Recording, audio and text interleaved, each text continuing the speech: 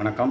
தல அண்ணன் YouTube channel. நம்ம சேனலில் இன்றைக்கி ஒரு முக்கியமான அப்டேட்டோடு தான் இன்றைக்கி நான் பார்க்க வந்திருக்கேன். என்ன அப்படின்னு பார்த்தீங்கன்னா, தலையாரி வேலை, அதாவது கிராம உதவியாளர் தேர்வு அப்படின்னு சொல்லக்கூடிய இந்த தலையாரி தேர்வுக்கு ஏற்கனவே எல்லா மாவட்டத்திலும் தமிழகம் முழுவதும் மாவட்டம் வாரியாக தேர்வுகள் வெளியிட அறிவிப்பு வெளியிட்டு எல்லாரும் நோட்டிஃபிகேஷனும் முடிச்சுட்டு அப்ளை பண்ணி முடிச்சதுக்கப்புறம் பார்த்தீங்கன்னா நிறைய மாவட்டங்களில் எழுத்து தேர்வு முடித்து ஃபிசிக்கல் டெஸ்ட், அதாவது சைக்கிளோட தெரியுமா, தமிழ் எழுத தெரியுமா, இது போன்ற தேர்வுகள் கூட நடத்தி முடிச்சுட்டாங்க. இந்த காலகட்டத்தில் பார்த்தீங்கன்னா கடந்த சனிக்கிழமை பார்த்தீங்கன்னா திடீர்னு இந்த தேர்வுகள் அடுத்தால நடக்கக்கூடிய தேர்வுகள் எல்லாமே திடீர்னு ஒத்திவைக்கப்படுதா, அது அங்கங்கே மாவட்டங்களில் சில அறிவிப்பு வெளிவந்துச்சு.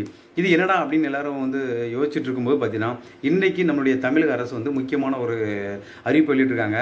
அதாவது இதுவரைக்கும் அந்த தலையாரி தேர்வு குறித்த அந்த நோட்டிஃபிகேஷன் பார்த்தீங்கன்னா இனி செயல்படாது. இன்னும் புதிதாக ஒரு நோட்டிஃபிகேஷன் வரும்னு சொல்லியிருக்காங்க. என்ன சொல்லியிருக்காங்கன்னா, தலையாரிக்கு தேர்வுக்கு விண்ணப்பிக்கிறதுக்கு பிசிக்கு 35 வயசுன்னு இருந்துச்சு. இப்போ அதை பார்த்தீங்கன்னா பொதுப்பினர் ஓசிக்கு 32 வயசும், பிசிக்கு 39 வயசும், எஸ்சி எஸ்டி இருக்காங்க பார்த்தீங்களா, அவங்க எல்லாத்துக்கும் பார்த்தீங்கன்னா 42 வயசும், விடோ இருப்பாங்கல்ல, இவங்க எல்லாத்துக்கும் 42 வயசுன்னு சொல்லி டேட் அந்த வயசை எக்ஸ்டெண்ட் பண்ணியிருக்காங்க.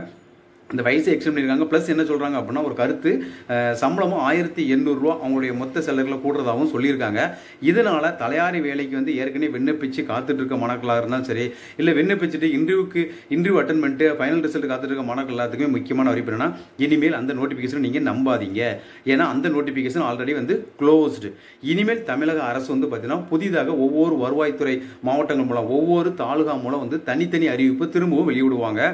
இந்தந்த டிஸ்ட்ரிக்டில் இந்தந்த தாளுகளை இத்தனை போஸ்டிங் இருக்குன்னு கடந்த முறை எப்படி நோட்டிஃபிகேஷன் வந்துச்சோ அதே மாதிரி மீண்டும் ஒரு முறை நோட்டிஃபிகேஷன் வரப்போது.